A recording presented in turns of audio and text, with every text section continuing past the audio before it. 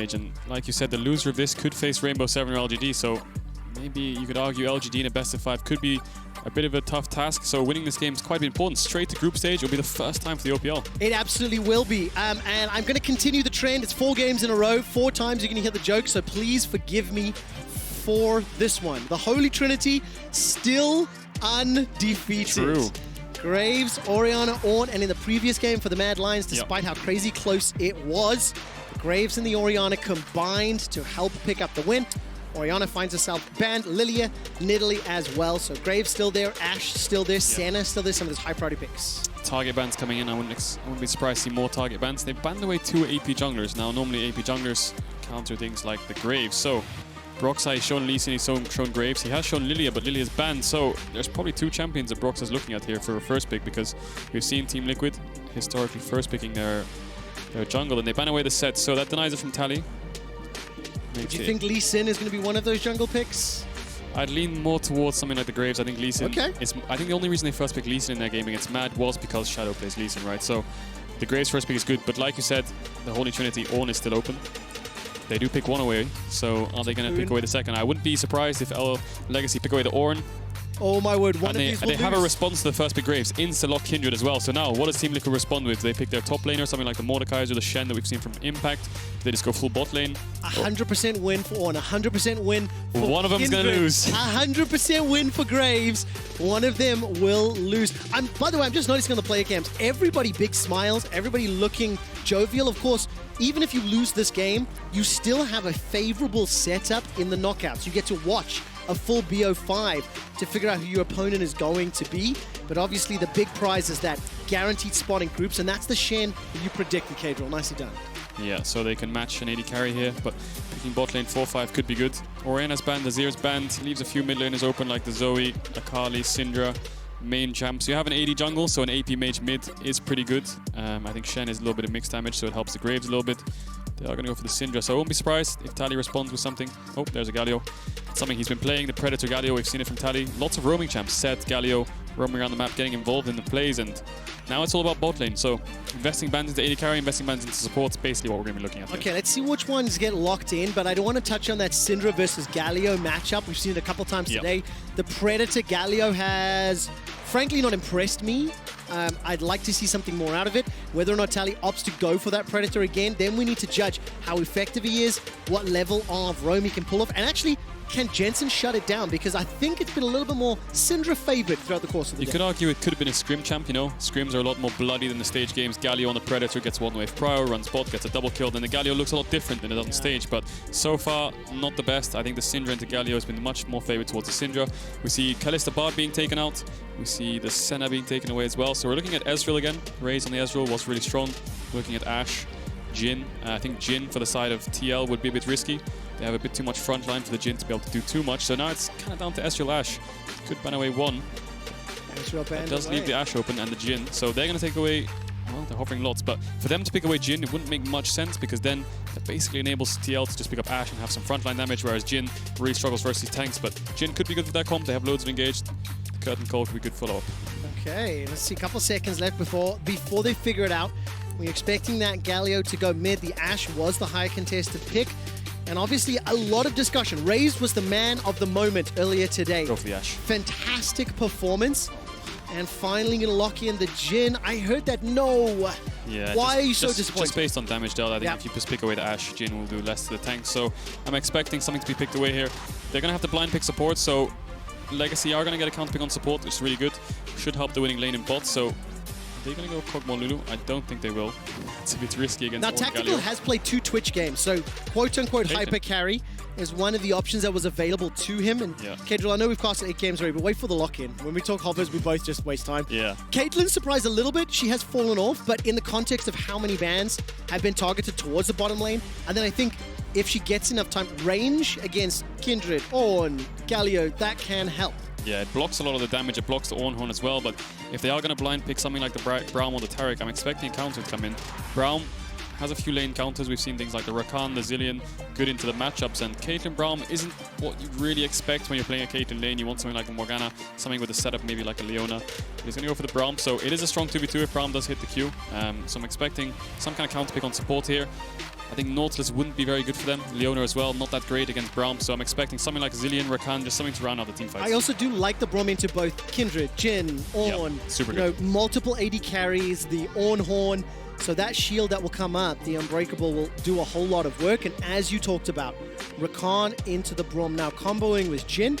There is some potential kill threat if you can get that shield down. Let's talk about the team compositions as a whole. Some mixed damage, of course, in the Galio and the Ornn, but a lot of AD from Jhin and Kindred. Yeah. And then a little bit more, let's say, quote-unquote, traditional from the Team Liquid side. The only thing I don't really like about TL's comp is they're playing 3 range champs in jungle mid AD. Then their real engaged support is a Braum, so you don't have anyone to really Channel. It's not like you have a LeBlanc over side lane or a Lucian mid who's going to go over side lane. You don't have a Nautilus who's going to jump in. Your Chenault is kind of being used offensively here, and it's not exactly what you want. It's going to be a reactive Chenault rather than an aggressive one with something like an Evelynn, whereas Legacy, they have so many triggers they can pull. I get the feeling that you prefer the draft from Legacy? I do, yeah. Now, not based on lane states, I think just based on team comps itself. Okay, so Legacy, the bigger picture, right? Yes. Now tell me about lane states. Why do you sort of lean a little bit towards TL? Well, they have the Syndra into Galio. I think that's really good for the Syndra. They have the Shen into Ornn. I think Shen is a really strong champ, level 6. You can play around the ultimates really well. Should be able to push out the Ornn in the lane phase. And if you look at the bot side, Caitlyn into Jhin. I think Jhin is fine into Caitlyn. They have the Braum as well. But in terms of 3v3, you have the Graves, you have the Caitlyn, you have the Braum, stuff like this. Just pairs really well together. So Legacy, overall team fights, I think they're good. Perhaps the Braum can stop some of the engage, especially the Ornn Horn. But then you've got the Rakan ult, you've got the Curtain Call. There's so many things you can Is it fair to say, or is it too extreme to say that for Team Liquid, a little bit of like win lane to win game, get yourselves ahead? If they go even into the mid game against the composition that Legacy has put together, would you think it's fair to favor them? And let's ignore player expectation performance, right? We're just going to go champion v champion. Yeah, definitely. They need to get some lane advantages. Look for some dives onto bot side with the Syndra Graves 2v2 mid jungle. When you talk about lane states, you can argue it's a 1v1, 2v2, but what I'm focusing on is more map control, using the Syndra, using the Prios. You have the pushing lanes, use the lane states to transfer to another one, use the mid push into bot, try to get your Caitlyn ahead. But yeah, I'd say through lane phases, look at what they're looking at here. I don't think they're going to be looking at too many team fights late game when they're even. They need to get an early goal, sort of snowballing gold lead, because I think Legacy in general, although they do lack a little bit of damage with the Ornn, the Galio, and then someone like the Jhin, they have the Kindred in the backline as well. The tanks will soak up lots of the damage, and then hopefully this Jhin and Kindred can do all the backline threat that they need. Thank you for episode 2 of Learn League with Lamont here on the World's Play-In Group Stage Tiebreakers. The other thing that I also noticed, and you pointed out very eloquently on the Team Liquid side, it's not the greatest of engaged tools. You know, you're looking for like a taunt from Shen, a scatter the weak from Jensen. I think the secondary games, the follow-up, like if you get a stun or a taunt, then Braum and Braum ulti and Shen, that can be great. But you contrast that to a Rakan engage, to an Ornn engage. At this level of play, it just means the ease of execution is simpler on the side of Legacy, and that's always something I like.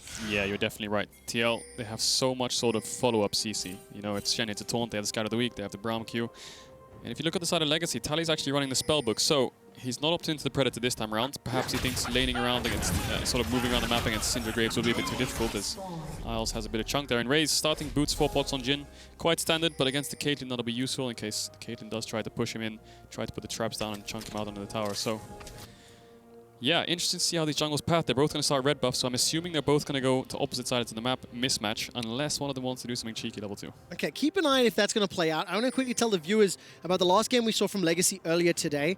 It was exceptional. It was teamfight focused, and it was Raze that kind of took over the game. But I want to give you some numbers. They had an average of 3.1 assists per kill. It's the second highest of any game at Worlds so far. And in terms of kill participation, 92% for Raze, 90% for Isles, 85% for Babbitt. Why do I think that's important, you'll be asking, ladies, gentlemen, everyone else? Well, because they've got another team fight comp put together once again. Galio, Ornn, Kindred, Rakan, they all want to get involved. And the way that game played out earlier today, in favor of Legacy, in a game that they won, was fairly slow, fairly stale in the early stages, but once we got a couple of objectives and 1 or 2 items under the belt, Legacy just dove in over and over and over. And that was how they found their kill, found their win, and found their team fights. Yeah, looking at lane states, Legacy, they have the bot push. They don't have the top push. Shen is quite potent, level 1 to 2. And Broxa, he skipped his Raptors, something I wanted to point out. So I think he's going to backtrack. I think he's on red, blue, Gromp. He's probably going to go to Wolves and backtrack most likely. Or he can go up to this top side. If Impact gets one more good trade, maybe they can look for some sort of early top dives. does shut the Ornn down a little bit. He's always going to build his Ruby Crystals, but he could use some of his mid pressure towards bot side crab. Looks like he's going for a mid gank, perhaps. Okay, we'll track this one. Can't Needs come to in go back behind bot side. Tally. Flash is available. I think he will have been spotted up by that ward. And Tally is low. Stun. Gets caught by the stun. Scat of the week. Flash already. But that's very successful. Jensen comboing with Broxah to find that stun. And this is again what we expected. We talked about lane states like 3 minutes ago. K-Drill, how that Syndra can be good into the Galio. Now I want to see how Jensen continues to play. Flashless Galio, can he apply more pressure? Can he build up more of an advantage? I like the Broxah backtrack to this bot crab. He is contesting Babip for it, but the lanes are kind of contested, so if people want to collapse, there's going to be a fight here. But Broxah has the smite, so he should be able to get this one down. He has flash as well in case Tally wants to go in, but he's turning on to Babip here. A lot of damage. Damage Babip down. will Look at the collapse. It's going to be a 4v. It's going to be TPs, 5v5 maybe. Isles and Rays, and these are the team fights. That's a long-range dash. The taunt comes out from Impact. Everybody's in the river except Tapoon. Team Liquid get first blood. 90 Calbanet will find a target, and Rays escapes with his life. North America and TL strike first. Yeah, look at the minimap. You can see Broxah sprinting towards his top crab to try and deny it from Babip. Tapoon might be moving down, but you can see Impact escorting Broxah.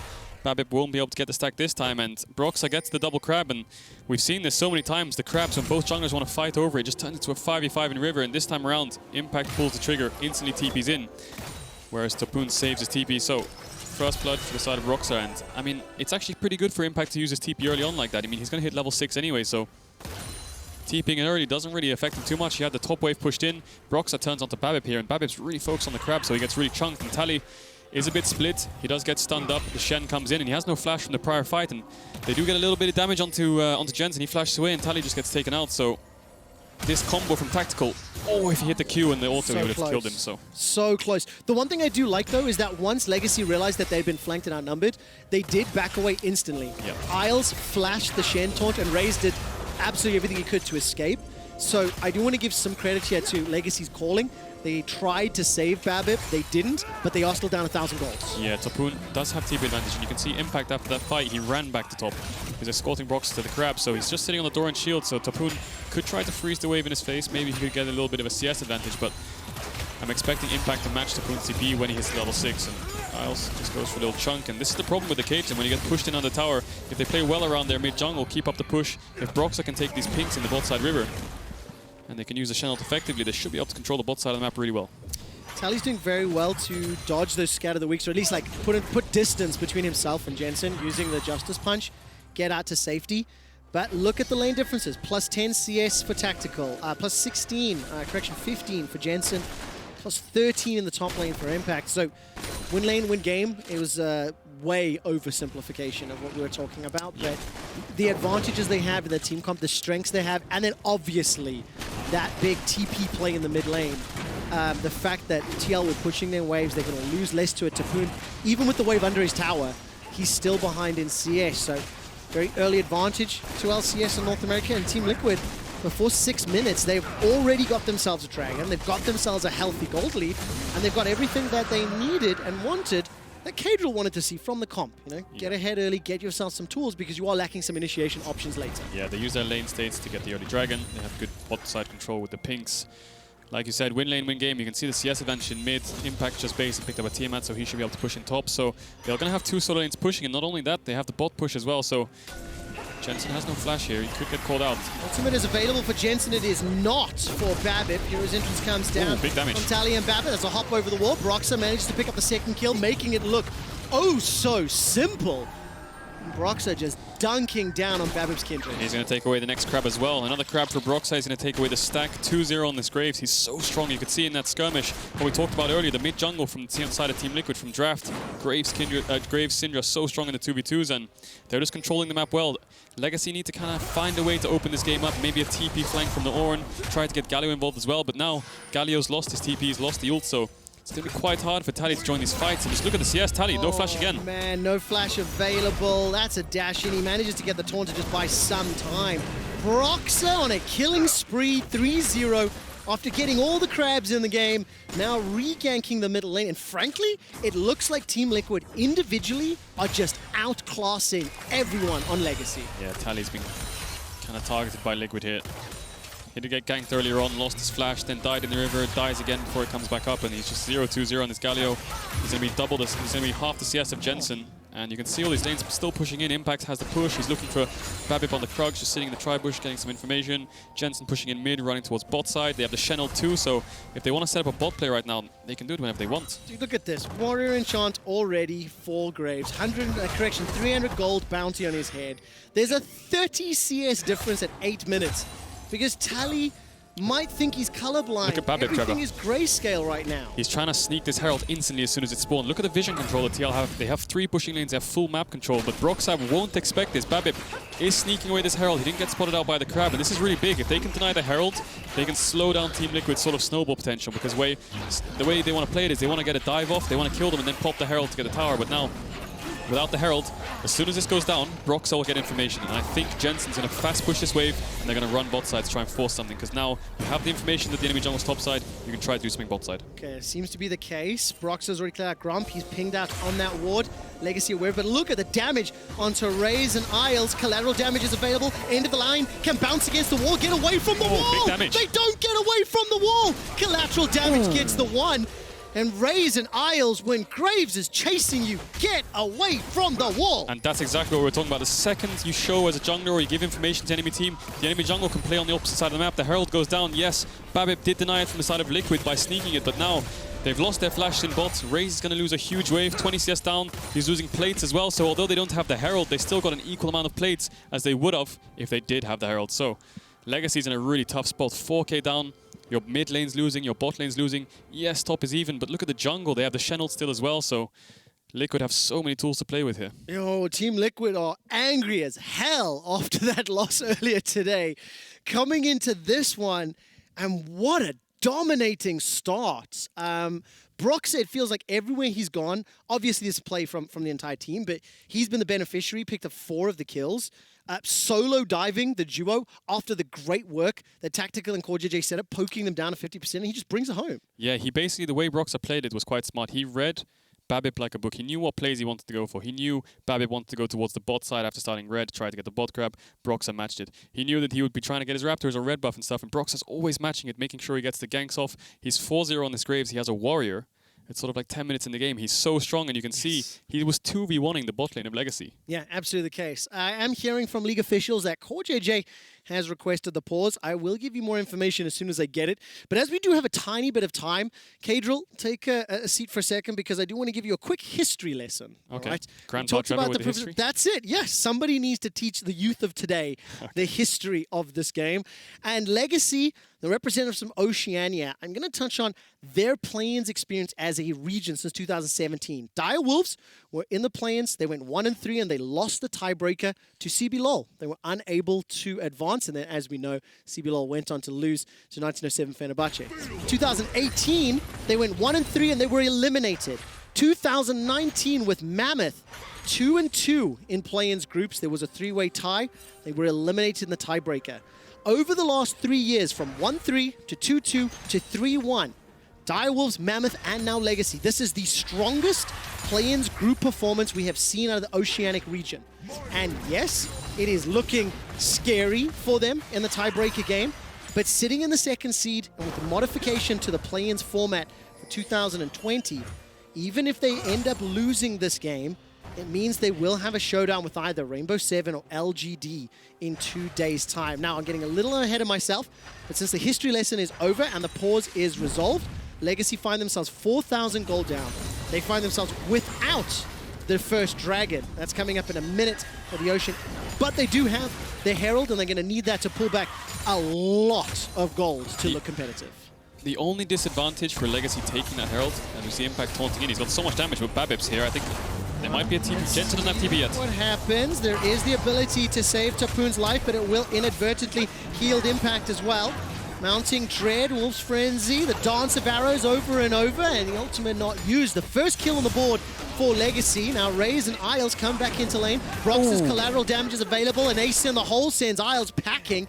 And that is the 5th kill of the game, the first for Tactical. Yeah, they're going to get the spot tower. And like I was going to say before, the whole bad thing about Babip sneaking that Herald is that when you're against a Shen, you want to swap into the Shen and play into him. So it kind of takes away the identity behind being able to put your bot lane sort of basing. You drop a wave, run top, 4-man top, and then just try to kill the Shen and just play on his lane. But Babip definitely identifies what he needs to do. Play on the Shen's lane so you avoid the Shen ult. He does manage to take him down, but They've lost the bot tower, and the Herald top is going to give plates over to Babip, but just looking at the gold, they're still almost 5,000 gold down. They're going to lose this second dragon as well. There are members of Legacy coming down, but Broxah should be able to get this out in time. They have the Shenalt as well, so now how does Legacy respond? They need to get some plates for their bot lane. This Jhin needs to get ahead. Yo, Kedro, I don't know if you know how the shoutcast and Joe works, but you don't ask me questions. I can't give you the answer. Wait, like, how do Legacy respond? I am not qualified to answer that question.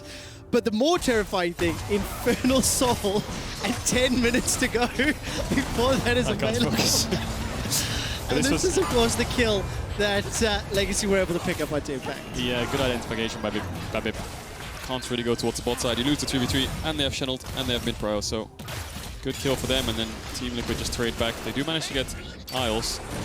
He wasn't really blocked by Raze, but I think if Raze blocked that, he probably would die himself, so sacrificial Lambda. Team Liquid swapping up towards the top side. They don't have the Herald, but Tactical has Infinity Edge, and Raze only sitting on the BF sword and the Agility Cloak. Okay, so the team has swapped lanes. Legacy going to what they consider normal lanes as the Australian representation. Down 30 CS in the 80 carry roll, down 40 CS in the mid lane. Brox is stealing away. Did you see that, Trevor? Brambleback. The red buff lived on 1 HP. I don't know if you just saw it. It was a little quick. No, I missed it, unfortunately. Oh, okay. These old eyes. I was actually looking at items, if I'm going to be 100% honest. But for the time being, look at this lane swap. I mean, Legacy, they are down so far, dude. Like, the only way that you can try to bring back this deficit is farm as safe as you can, but you're losing more plates, you're losing more towers, which means TL are getting even further ahead. Yeah, Tally has the ult if they want to try to defend this, but Impact has his ult as well, and Topoon doesn't have TP, so it would be a 5v4 in between the towers, and I think Team Liquid would be beneficial in that. They're so strong right now. Look at Brox's items. It's kind of unleashed, and Jensen was around as well, so I think it's complete one. Maybe they're going to look for the dive, actually, if they stay too long. They do have the Kindred ult to buy time, but Topoon will not be able to join this fight, and if Impact decides to join, it's a 5v4. All right, Tally needs to move. He's making his way through the Brambleback for now. There's the potential to dive under. Look at that end of the line damage. The entrance comes down from Tally. This is now a dodgeball again. V4, and that's exactly the case. Not going to be enough damage just yet. The quickness will at least lock down Broxah. He's running for his life. The curtain call is being blocked up by Core JJ and a 3-man taunt from Tally. They are down 5,000 gold, and they almost make the fight look competitive. But Team Liquid have the damage, the items, the HP, and they can look to dive once again. Jensen has already used the high skill button, his ultimate, and now he's going to look for Scatter the Weak to set up something more. Scatter the Weak won't get stunned. Babip being run down by Broxah. Teleport coming in here from Impact under the tower, and Raze will get taken out by Jensen. This is illegal gameplay by Team Liquid, making a statement in the tiebreaker. TL want groups, and they want it over the corpse of Legacy. Legacy trying to defend that top tier 1. I mean, it looked pretty good when Tally flashed over the wall. It looked like he was going to land a 5-man taunt, but in the end, he just gets one popped, and then Team Liquid turned to the rest of the members. And just watching this again, Broxah, yes, he made a little bit of a mistake here by overstepping. Isles identifies that really well and instantly flashed on him. Broxah almost gets taken down, but the whole concept by TL is good. The dodgeball, just keep throwing spells at them. They have to use the Galio ult, they have to use the Kindred ult, and eventually they have to turn, otherwise they're going to lose. They're going to get poked out, so Isles instantly sees Broxah, misses the knockup, but they do get the root. He lives on a really low HP, Guardian, Shenalt, everything coming in, and then Impact does get cancelled on the ult. You saw on the bottom of your screen, Topoon used the Ornal to cancel him, but then he TPs on the wave, and that was kind of it. I mean, look at Broxah on the back half of this fight. He just used the red buff, gets the red smite onto Babip, and then Babip kind of splits from his team. He could have stayed on the tower, but then Jensen would have killed him himself. Cadril, I'm going to ask you to analyze the 2 games of whack-a-mole that we've seen today. The first one earlier, that was Legacy inside the Dragon Pit, and this one with Legacy under the top tower. Which whack-a-mole was more entertaining? Oh, the Dragon one was way better. Okay. That was at least a 1-minute stare down of spells flying across the map, and look at the tower plates on top of your screen. Those 2 tower plates that Legacy got was the Herald. That's it. I can't believe we managed to get 2 games of whack-a-mole in the same day as we've been casting. Both by Legacy. Both by Legacy on the receiving end of being shot at, I might add. They were trying to dodge Dip, Duck, and Dive, they couldn't do it. But look at the state of this game at 15 minutes. 10 turret plates to 2, 2 towers to 0, 9 kills to 1, 2 dragons to 0. Infinity Edge Rapid Fire Cannon Caitlyn. Yeah. That is 3,000 gold above the highest gold in Legacy, who, by the way, is Babip. And that's coming up against a BF sword. They can go 2 towers mid. The crit cloak, they absolutely can. I mean, Look they at could the push gold even lead. further. 8,000 gold lead, 2 items Caitlyn at 15 minutes, and we said it in draft, win lane, win game, and they're definitely winning lanes, and I don't know, this game looks kind of 1-2 to me. This is an incredible performance from Team Liquid. They need Punishing every mistake from Legacy and frankly, just doing everything right. Legacy need to find some sort of engage. You don't have that reliable late game carry like we've seen the Orianas, we've seen the Ashes and stuff like this. Jhin isn't really falling into that group alongside Galio. There's not enough damage. Kindred's also really far behind, so I think the scaling is just way more favored for TL. The Syndra, the Caitlyn, the Graves, I think those champs scale really well comparatively to the other side of the board. So Legacy, they're going to lose the Dragon. Maybe they can cross-map for this top tier one, but they need to find some sort of engage to get this game, Yo, and for get one, an A ball rolling. For one last time today, it wasn't Ornn's fault, okay? The Holy Trinity of Pixelman 001, Ornn, the champion, is not at fault here. So even though he's likely to pick up his first loss at the World Championship in 2020, this is all Team Liquid. I think they have played very proactively, very aggressively. Impact at level 4, teleported to that river exchange that helped pick up first blood for Broxah, like milliseconds after it began. Team Liquid clearly understood what they needed to do with this comp, and they are executing it fantastically. Level advantages in the game, there's farm, there's gold, they've got all the tools they need. Yeah, I think the pairing between the players is just so good, right? Broxah calling an impact for the TP, Jensen and Broxah moving around the map really well, Broxah and CoreJJ making sure they get the vision, and then Tactical and CoreJJ just taking all the plates in the game. They took bot tower, they took top tower, they took mid tower. This is what you want to do with Caitlyn. You want to move her around the map, take all the towers you can, play around the Caitlyn, protect her. And Legacy didn't seem to have an answer. They couldn't find any engages. They did have TP advantage for around 4 to 5 minutes, but Impact always had the channel to match, so Legacy just didn't decide on a play. They weren't really decisive. They did look for a top play later on. They did manage to get Impact. They won kill, but now they're looking for something. Right, all the Forge got immediately destroyed by CoreJJ's Braum. Look at the damage onto Isles. He's running for his life. That's a dead Raze as he gets blown up by Ace in the hole and the auto attacks from Infinity Edge. I mean, if you look at the player cams, Raze is just like, yeah, throw some shrimp on the barbie, we'll be home soon. This game is over.